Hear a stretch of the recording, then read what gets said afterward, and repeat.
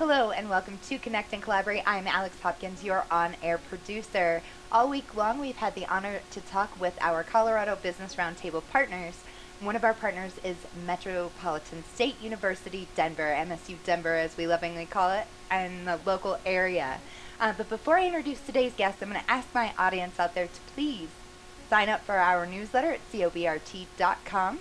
Check out our radio page while you're there, and also check out our events page. We're very excited to announce View from the Top taking place on August 20th, so sign up for that.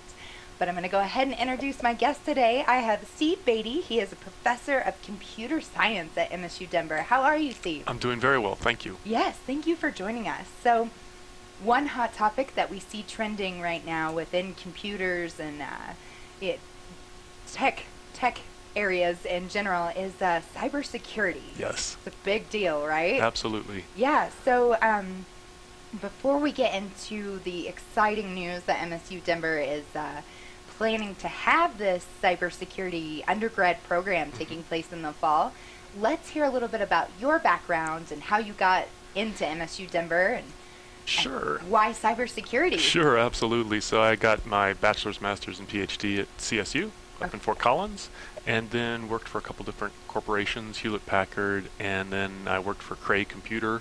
They make supercomputers, and then decided I wanted to get into academia and went to MSU Denver. I've been doing cybersecurity for coming up on something like 15 years now.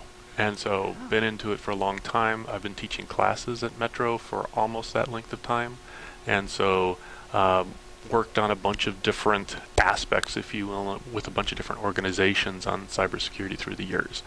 Most recently, I actually spent 5 years at the National Center for Atmospheric Research in Boulder at NCAR, and I ended up leading their cybersecurity group. So that was great exposure for me. I've been back at MSU Denver now for about 3 years. Oh, wow, okay. So, gosh, cybersecurity, 15 years. Yeah. Yeah, as we know, it's trending right now, right? It's something sure. I think that's fairly recently come about and for the public.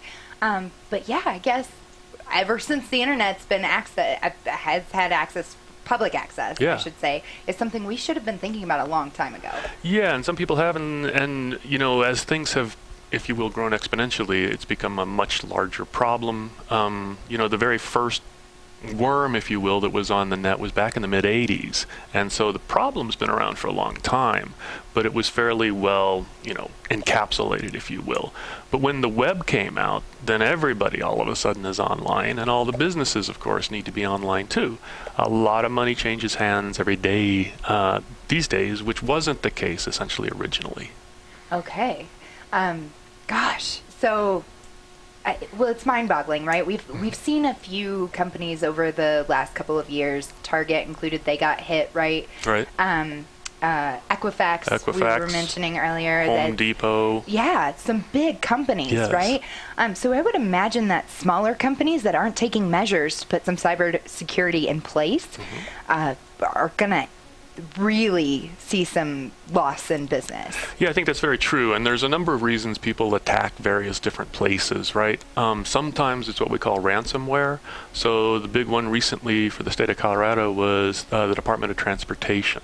So CDOT had what we call a SAM ransomware infection that took them quite a while to clean up and cost us taxpayers quite a bit of money in the end to get it all cleaned up. You know, completely appropriate thing to do, cost probably over $2 million to get that cleaned up in CDOT. Similar sorts of things are going to happen essentially in every business, and a lot of businesses have been targeted with ransomware. The folks doing this essentially don't ask for, if you will, a lot of money, kind of like $50,000, that ballpark, but certainly it's enough to hurt. Yeah. And then you're never guaranteed, even when you pay the money, if they are going to unlock your files for you. So that's become a big deal. There's this other kind of aspect to what we call crypto mining, right? Cryptocurrency mining, where you're essentially infected so that people have access to your CPU cycles. And we've also seen a lot of what we call exfiltration of intellectual property. So if your business, even the smallest of businesses, certainly have intellectual property, and you don't want to have those exposed, you don't want to have those stolen. by your competitors, by other national entities, these sorts of things. And so, yeah, there's many different aspects, I think. Loss of reputation is a major one also. So that has happened. Some places have survived because they're large enough. The Target and the Home Depot can weather the storm. Maybe they have some cybersecurity insurance, these sorts of things. But smaller businesses aren't going to have the resources that the large businesses have. And we talked a little bit off air about the Equifax, and there was a law that changed. Yeah, you don't mind going into that, because that was fascinating to me. Yeah, I'm no lawyer. I was retained on that particular case, and that essentially fell apart because the laws in the United States changed. So before the Equifax incident, if you will, when basically half of everybody in the United States information was divulged, a lot of kind of personal information. As time has gone by, they've said more and more and more things have been released. But essentially, up to that point, we as consumers could form a class action lawsuit, could join a class action lawsuit. The law changed such that we can no longer do that against a financial institution. And to the best of my knowledge, that law changed almost immediately after the Equifax. We had been able to sue banks and, in this particular case, right, credit card bureaus, etc. And apparently we're no longer going to be able to do that. We can only now go after them in small claims court. Which I feel like more people should know. It's a very interesting aspect of our legal system that happened, and nobody believes it's a coincidence that it happened at the same time. Absolutely. So I have a question for you. It's it's totally on subject, but this glorification a little bit of hackers, right? When we talk about the girl with the dragon tattoo, that series. Sure. And you know, Mr. Robot. Exactly. Yeah. Yeah. There's a little bit of a glorification for hackers in that sense. Does that weigh in on the cybersecurity at all? Yeah, I think it does. I think it makes it more popular with people, and I also think, of course, it's a glorification. Anything on TV or books and these sorts of things is not going to be a true reflection on what's actually going on. So, hacking, we have some vague ideas about some reasons people do it, right? For money, for revenge, for, again, like we talked about, the removal of reputation, for intellectual property, these sorts of things. So there's a number of different motivations. And many of the people we worry about these days are essentially the state actors. It's not just one person in their basement, wearing a black hoodie. I should have brought my black hoodie today because, we all have to wear them apparently. Of course you do. And so, yeah, there's been a glorification of that. I think that's happened in a lot of different things through the years, right? Top Gun made that popular. CSI has made the crime scene investigation thing more popular. And you talk to anybody in that particular field and they're going to say, yeah, that's not how it really goes on, of course, because we just all know that that's not how it goes on.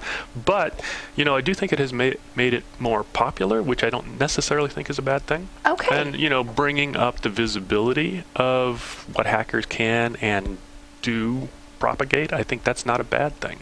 Okay, that's an interesting turn on that. But you're right.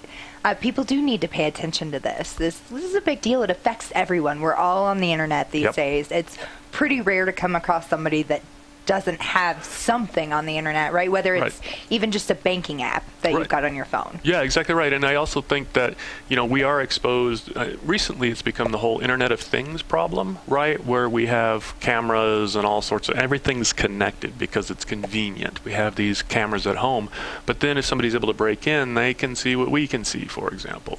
And there's recently been what's called the Mirai botnet that's been going around, and they don't necessarily, again, they used cameras, internet-connected cameras, and digital video recorders, essentially as what we call a botnet, which is it's a combination, it's millions in this particular case, of computers that can be controlled remotely. Okay. And so they use that particular botnet to attack a number of different websites and bring them down. And so we call that a distributed denial of service attack. Oh, wow. And so that particular attack attacked a place called Brian Krebs's website, Krebs on Security, and brought it down because of the incredible amount of traffic that it had to weather in a very short amount of time.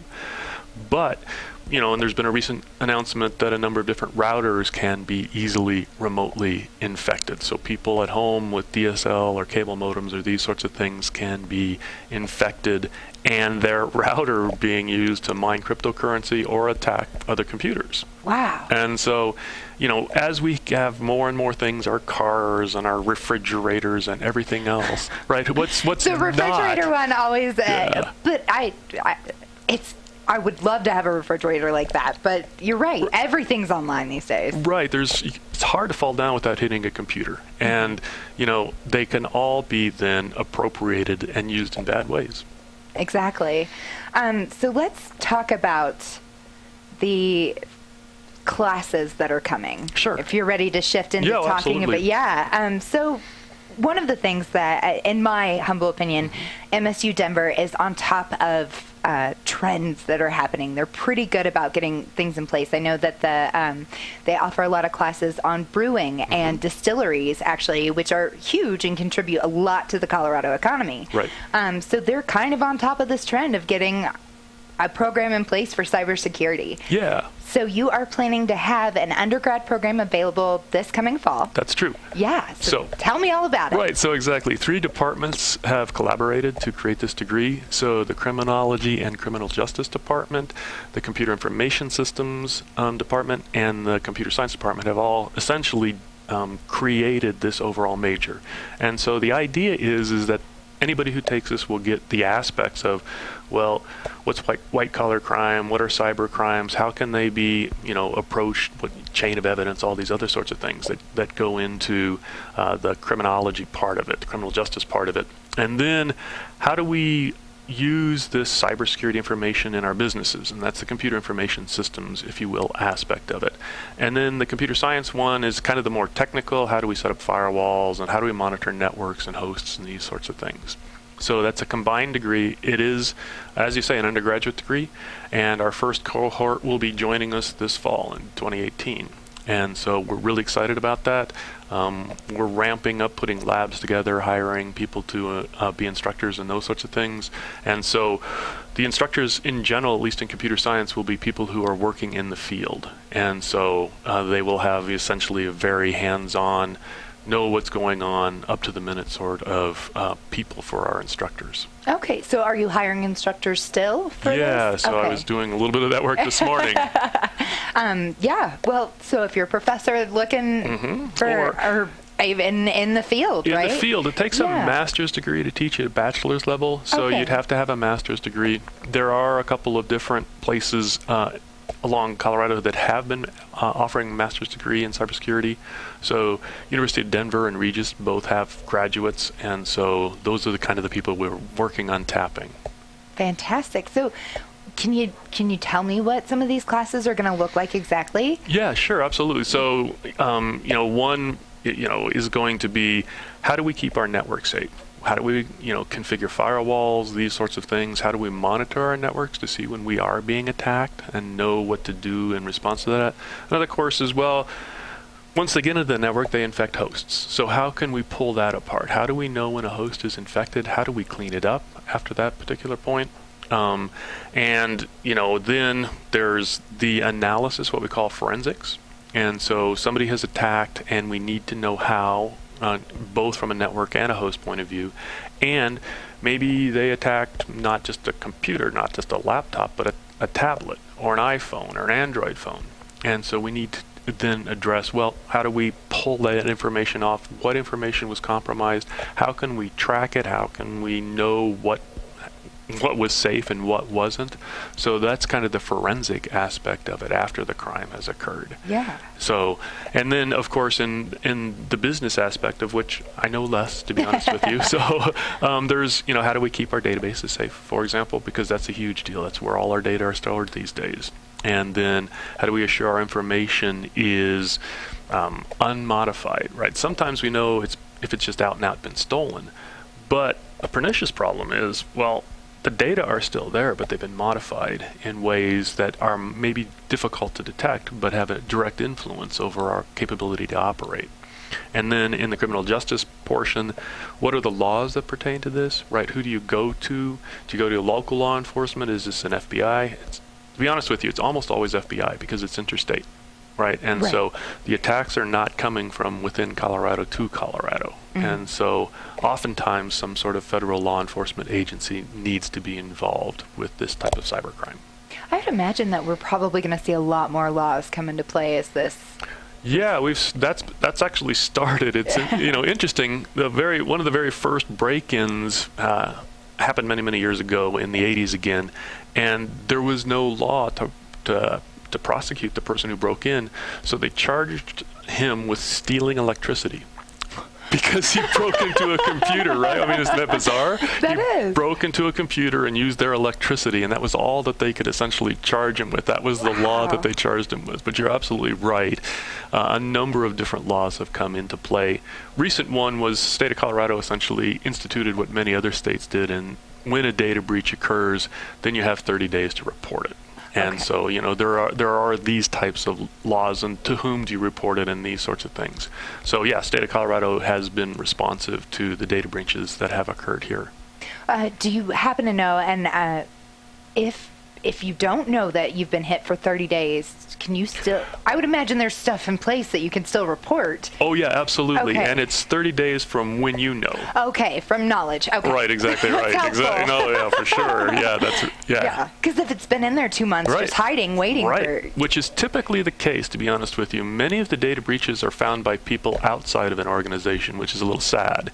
Yeah. So all of a sudden, I've had 3 new credit cards in the last 2 years.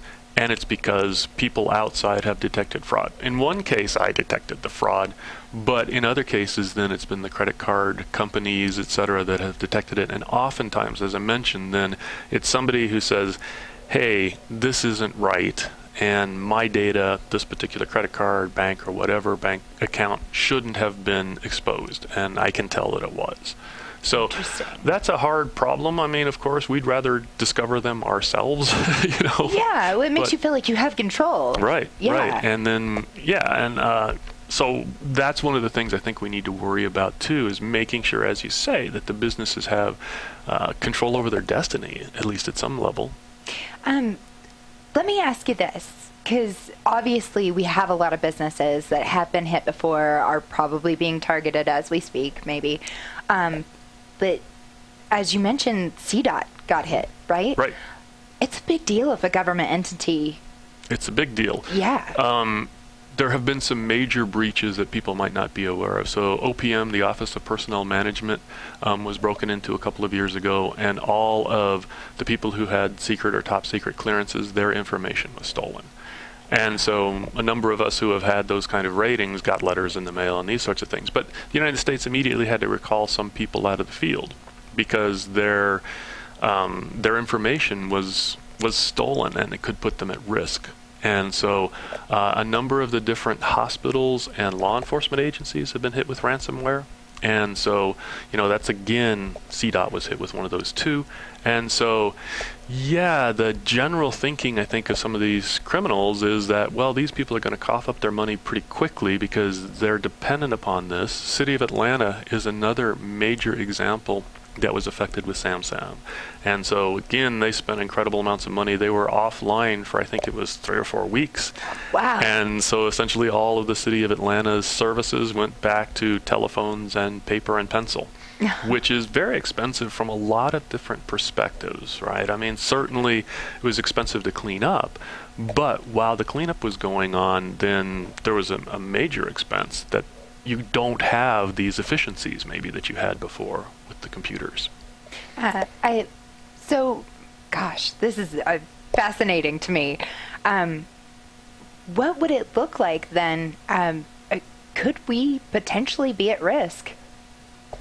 If the federal government's act, right? Is that a very real risk? I think I think any government agency should be concerned. When I was at NCAR, right, we were concerned we had to do what's called FISMA. There's FISMA and FedRAMP. These are essentially policies that federal agencies have to abide by, and they're good. And so, however, they're just policies, and how one implements them is up to the individual agencies. Okay, by and large, maybe with the OPM breach being the big glaring one at the federal level, we've dodged those bullets. But, things like, the Dow Jones and the NASDAQ and these sorts of things. Any of our, when we're hit financially, at the government level, there's, the IRS and these sorts of folks, right? But very quickly, if something is taken offline, we're talking billions of dollars that would normally change hands that don't. And so even if somebody could knock out a stock exchange for a day, the trillions of dollars that go around in a stock exchange a single day is just, it's incredible, right? The volume that goes on. And so, I don't mean to be, don't mean to make everybody, afraid, but it is those sorts of things that we need to look at. And hitting the public transportation sector, right? All the trains run on computers, for example. I took the A line in here today. Yeah. And so, these are concerns too. And the ability, relevant to this discussion is the ability to take down businesses and stop the cash flow. Any number of different ways. The banking industry relies on something called SWIFT, and that's been attacked in a number of different countries. To my knowledge, not in the United States, but there have been attacks on the SWIFT, essentially network protocol, if you will, in other countries. Yesterday, one of the Bitcoin exchanges lost $34 million. Oh, wow. In the course of a couple of seconds. That's the kind of, the speed that these things can happen at. And so that's just a gigantic concern. And so, how do we stop these attacks from happening? How do we mitigate? I don't think we can ever remove all the risk. If you're online, you have risk. And so we can't remove that. Right. But we can try to mitigate it. And we can make things run as most businesses do on both coasts, so that, if a hurricane or a tornado or an earthquake or whatever, we have what we call redundancy. And so, we have to worry about things like backups and off-site backups and all these other, the best mitigation technique when you're infected is to bring back the most recent good bunch of stuff. We need user training. Don't click on that link in email, ever, right? Just don't do that, because that's how a lot of the infections get in. That's how any number of them get in, is what we call phishing. And so many different aspects of it. It's not all people in black hoodies, running the firewalls and these sorts of things. There is a very social aspect of it. And we could talk, of course, at length about how social media has affected the outcome possibly of elections and these sorts of things via people hacking those. And so there's a social aspect of it. We call it social engineering, when somebody sends you a phishing email and tries to get you to click in something that you really shouldn't be doing. And so, I think, as in other types of, if you will, physical security, there's a whole bunch of different aspects to it. And so, I'm on the geeky side of things here, if you will. That's my interest. But that's just one slice of the pie to try to fix things, to try to help, increase the security. Wow. Oh, gosh. Learning a lot here today. And I would, at some point, love to talk to you about the elections and the social media. Yeah, that was very interesting. That was very interesting.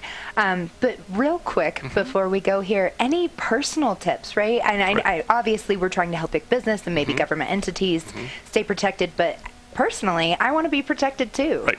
Backups are huge.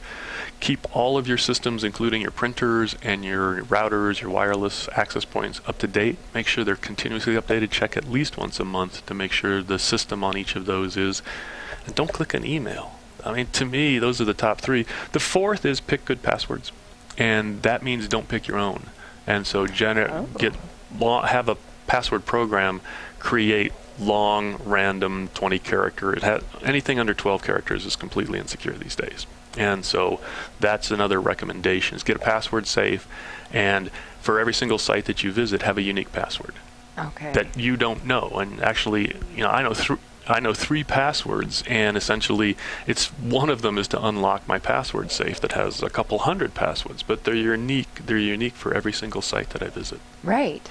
So, oh gosh, I'm gonna have to change a lot. I'm sorry. I don't mean to be the bearer of bad news here. Well, it's going to keep me safe, so it's not terrible news that you're getting at. Good. So again, you can sign up for this undergrad course for cybersecurity this fall at MSU Denver. Yep, exactly right. Yeah, we're really excited. I'm excited for you guys. I'm Thanks. excited to get a hold of this now, right? Yeah, right, exactly right. Yeah, and thank you so much, Steve, for joining me. It's it my has great been a pleasure. Thank you. Thank you. Be sure to check out this podcast and more at cobrt.com/radio-podcast, and be sure to like and subscribe our YouTube page while you're here. Thank you so much. Thank you.